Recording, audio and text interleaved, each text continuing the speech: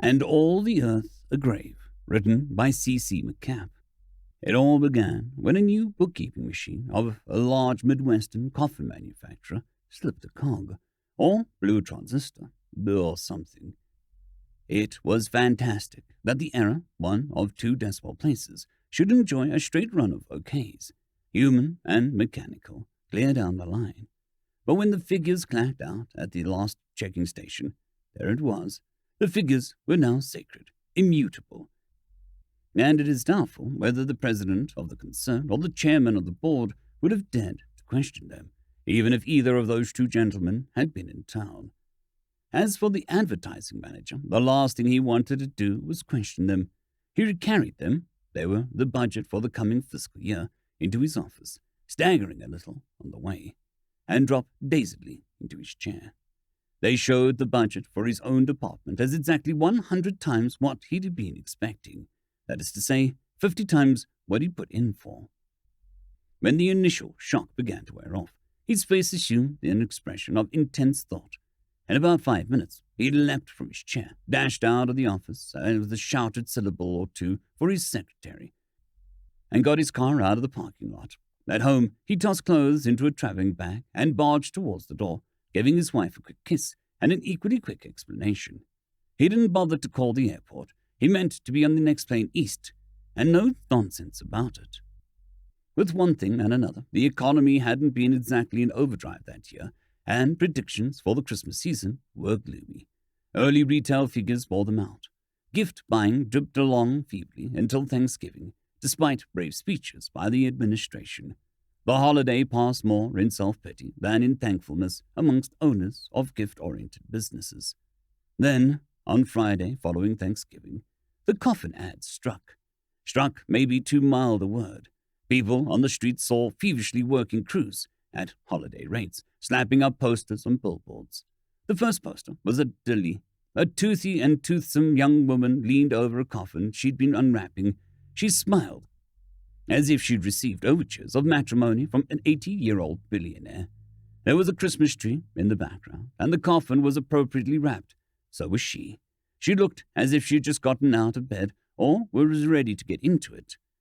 For amorous young men, and some not so young, the message was plain. The motto, the gift that'll last more than a lifetime, seemed hardly to the point. Those at home were assailed on TV with a variety of bright and clever skits of the same port. Some of them hinted that, if the young lady's gratitude were really precipitous and the bedroom too far away, the coffin might be comfy. Of course, the more settled elements of the population were not neglected. For the older married man, there was a blow directly between the eyes. Do you want your widow to be half safe? And for the spinster without immediate hopes, I dreamt I was caught dead without my virgin form casket. Newspapers, magazines, and every other medium added to the assault, never letting it cool. It was the most horrendous campaign for sheer concentration that had ever battered the public mind. The public reeled, blinked, shook its head to clear it, gawked, and rushed out to buy. Christmas was not going to be a failure, after all. Department store managers, who had grudgingly had under strong sales pressure, made space for a single coffin somewhere in the rear of the store, now rushed to the telephones like touts with a direct pronouncement from a horse. Everyone who possibly could got into the act. Grocery supermarkets, wooden casket departments, the Association of Pharmaceutical Retailers, who felt they had some claim to priority, tried to get court injunctions to keep caskets out of service stations, but were unsuccessful because the judges were all buying caskets. Beauty parlors showed real ingenuity in merchandising, roads and streets clogged with delivery trucks, rented trailers, and whatever else could haul a coffin. The stock market went completely mad. Strikes were declared and settled within hours. Congress was called into session early. The president got authority to ration lumber and other materials, suddenly in starvation short supply. State laws were passed against cremation under heavy lobby pressure. A new racket called boxjacking blossomed overnight. The advertising manager, who had put the thing over, had been fighting with all the formidable weapons of his breed to make these plant managers build up stockpile. They had, but they went like a toupee in the wind tunnel. Competitive coffin manufacturers were caught napping.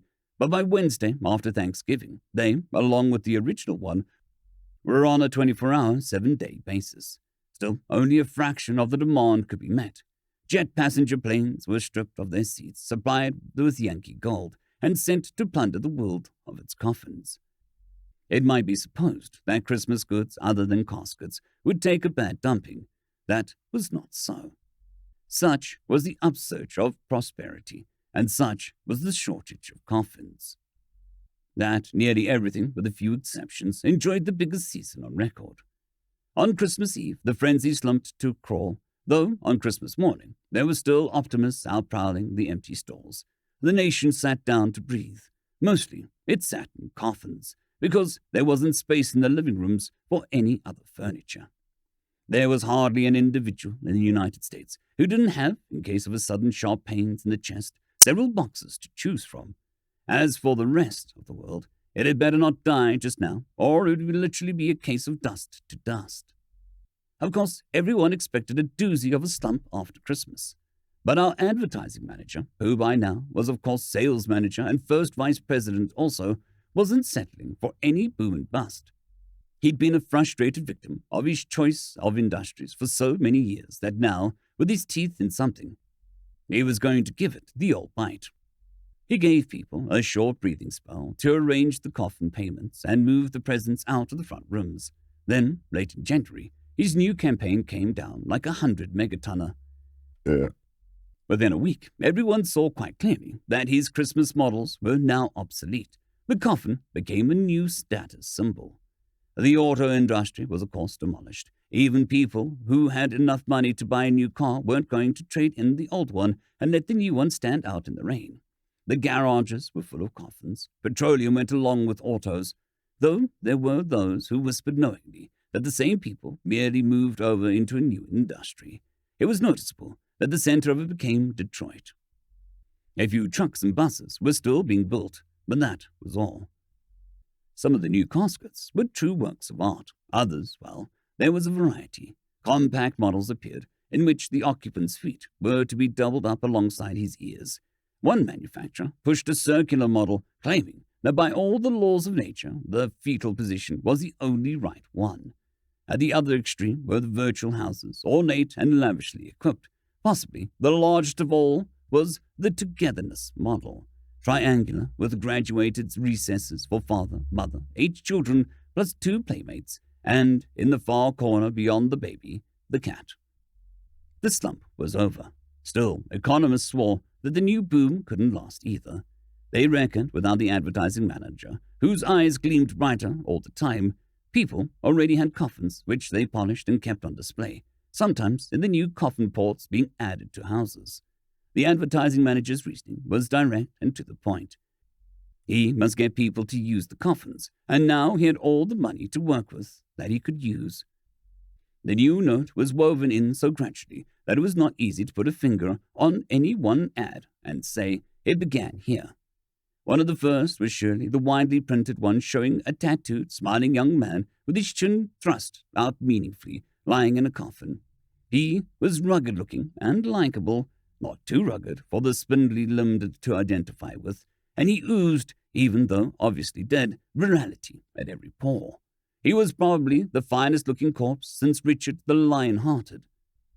Neither must one overlook singing commercials. Possibly the catchiest of these, a really cute little thing, was achieved by jazzing up the funeral march. It started gradually, and it was all so unviolent that a few saw it as suicide. Teenagers began having popping-off parties.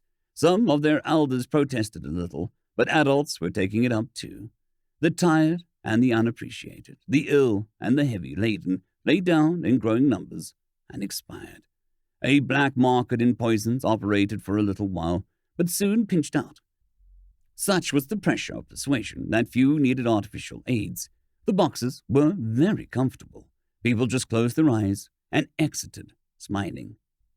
The beatniks, who had their own models of coffin, mouldy, scroungy, and without lids, since the beatniks insisted on being seen, placed their boxes on Grant Avenue in San Francisco.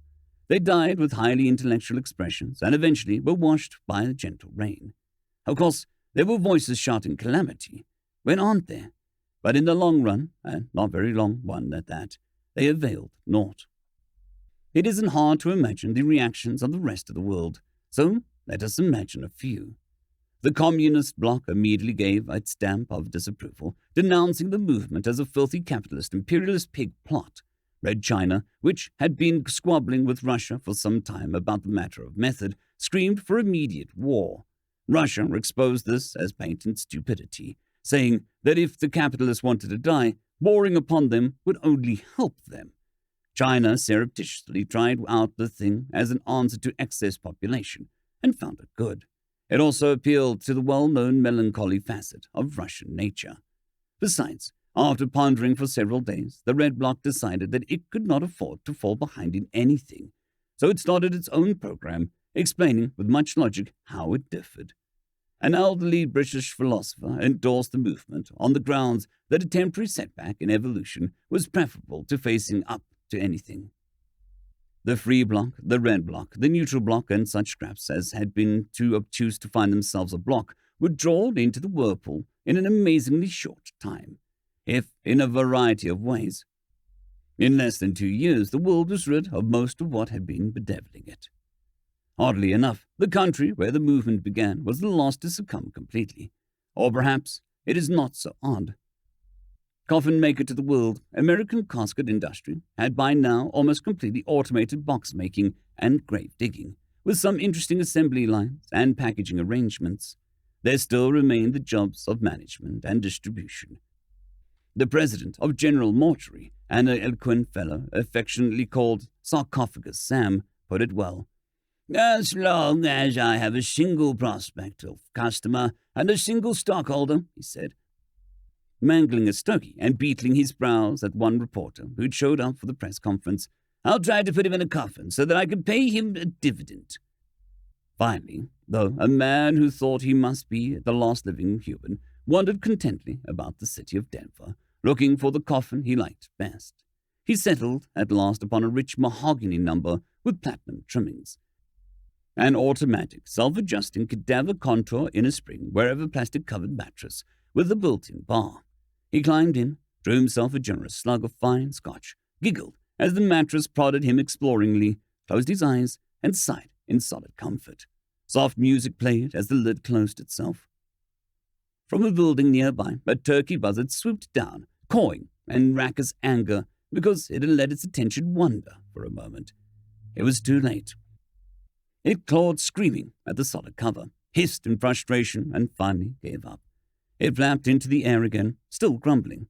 It was tired of living on dead small rodents and coyotes. It thought that it would take a swing over to Los Angeles, where the pickings were pretty good. As it moved westwards over parched hills, it had spied 2 black dots a few miles to its left. It circled over for a closer look, then grunted and went on its way. It had seen them before. The old prospector and his burro had been in the mountains for so long the buzzard had concluded that they didn't know how to die. The prospector, whose name was Adams, trudged behind his burro towards the building that shimmered in the heat, humming to himself now and then, or addressing some remark to the beast. When he reached the outskirts of Denver, he realized something was amiss. He stood and gazed at the quiet scene. Nothing moved except for some skinny pack rats and a few sparrows foraging from grain amongst the unburied coffins. "Tarnations," he said to the burner. "Martians!" The half-buried piece of newspaper fluttered in the breeze. He walked forward slowly and picked it up. It told him enough so that he understood. "They've gone Evie," he said to the burro. "All gone." He put his arm affectionately around her neck. "I reckon it's up to me and you again. We got to start all over." He stood back and gazed at her with mild reproach. "I sure hope they don't favor your side of the house so much this time." End of story.